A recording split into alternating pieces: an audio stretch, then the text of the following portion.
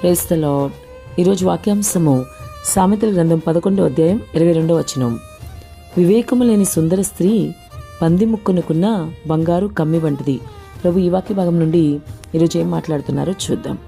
వివేకం లేని సుందర స్త్రీ అని పంది ముక్కుకున్న బంగారు కమ్మితో ప్రభు పోలుస్తూ ఉన్నారు. సామెతల గ్రంథకర్త ఆ విధంగా రాస్తూ ఉన్నాడు. మరి స్త్రీలు ఎప్పుడు కూడా వివేకం కలిగి ఉండాలని వాక్యం సెలవిస్తూ ఉంది. అందుకే కదా మరి అన్ని విషయాల్లో కూడా స్త్రీ తన కుటుంబాన్ని కట్టుకునే స్త్రీగా ఉండాలి.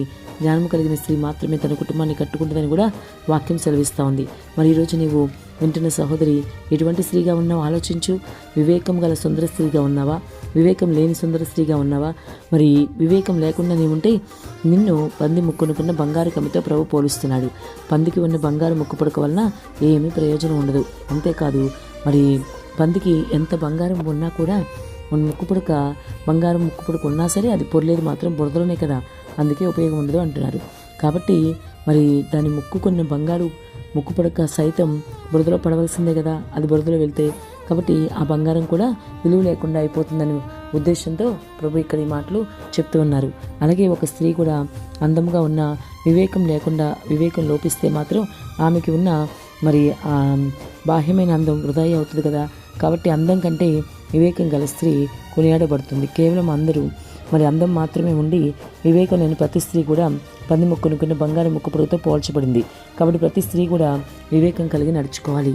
ముఖ్యంగా క్రైస్తవ స్త్రీలు వెలుపటి కందానికి ప్రాధాన్యం ఇవ్వని వారే ఉండాలి. బాహ్య సౌందర్యం కన్నా అంతరంగ సౌందర్యానికి ప్రాధాన్యం ఇవ్వాలి. అంతరంగ సౌందర్యమే గొప్పదని తెలుసుకోవాలి. అందము కంటే వివేకము కలిగి ఉండడం చాలా ముఖ్యమని తెలుసుకోవాలి. బుద్ధి వివేకము మరి దేవుని యొద్ద నుండి దొరుకుతాయని అడిగి పొందుకోవాలని తెలుసుకోవాలి. అంతేగా తన కుటుంబాన్ని ప్రభు ఇచ్చిన జ్ఞానాన్ని బట్టి కట్టుకునేవారుగా ఉండాలి. మరి ఈరోజు వింటున్న సహోదరు నీ పరిస్థితి ఏంటి? మరి నీవు కూడా ఆలోచించు. మరి నీ పరిస్థితి ఎలా ఉంది?